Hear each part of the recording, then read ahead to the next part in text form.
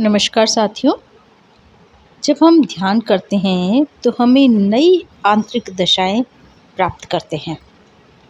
एक दशा प्राप्त करना एक घर की लीज पर हस्ताक्षर करने जैसा है। कितनी बड़ी बात दाजी ने हमें बताई है।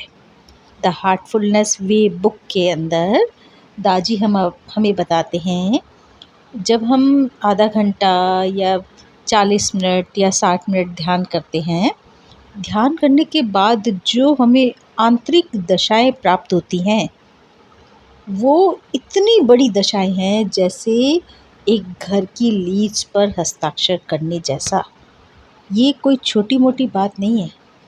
तभी दाजी हमें डायरी में लिखने के लिए कहते हैं कि ध्यान करने के बाद आप अपनी स्थिति को डायरी में लिखें।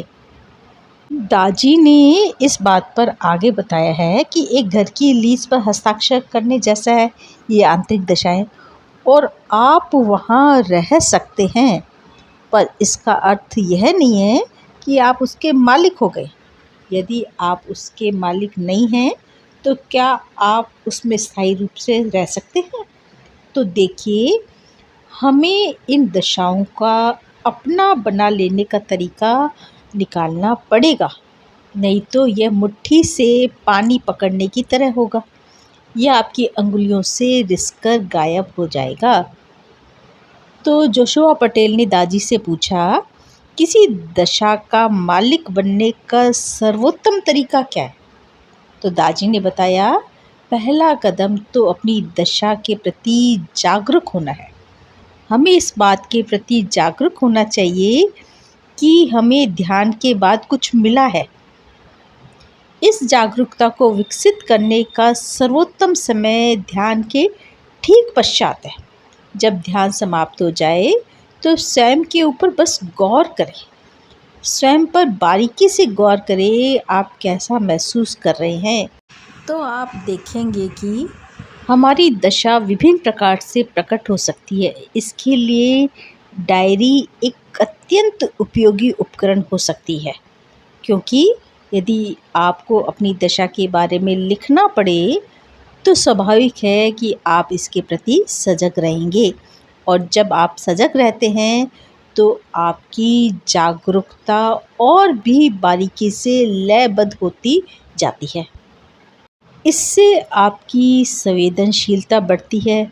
आरंभ में कई लोग कहते हैं कि उन्हें नहीं मालूम कि क्या लिखें। हो सकता है कि पहली बार आप एक केवल वाक्य लिखें या एक शब्द ही लिखें, लेकिन कुछ हफ्तों के बाद आप एक पैराग्राफ भी लिख सकते हैं, और फिर जल्दी आप विस्तृत वर्णन करते हुए पेज भर सकते हैं। अपनी दशा के प्रति हम जितने सजग होंगे, उतनी ही इसकी गहराई और तीव्रता का अनुभव कर पाएंगे। नई दशा एक बीज के समान होती है। यह बहुत ही छोटे रूप से आरंभ होती है और धीरे धीरे खुलती जाती है। यह भीतर से फैलती है और जीवंत हो जाती है। हमारा पूरा अस्तित्व इसके साथ स्पंदित प्रतीत होता है। जब दशा पर्याप्त रूप से जीवित हो उठती है तो यह उच्चतम स्थिति को प्राप्त कर एक नया मोड़ ले लेती है।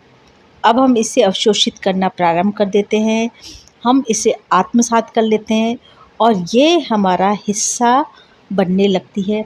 जब ये हमारा हिस्सा बन जाती है तो हमारे विचार, हमारे एहसास और हमारे कार्य इसके विशिष्ट गुण को प्रदर्शित करने लगते हैं।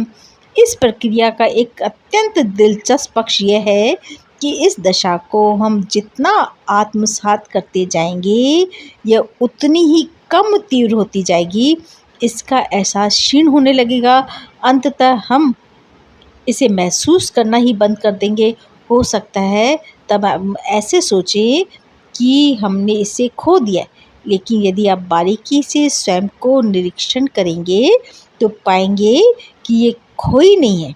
उसे महसूस करने के बजाय आप वह बन रहे हैं।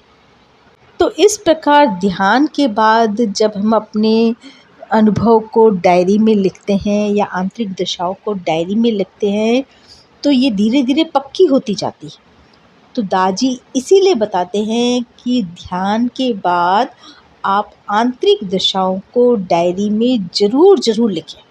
और इससे क्या फ़र्क पड़ता है ये आपने अभी दादी कमलेश्वरी पटेल और जोशुआ पोलाक की बातचीत से सुना और समझा होगा। Thank you so much for this video.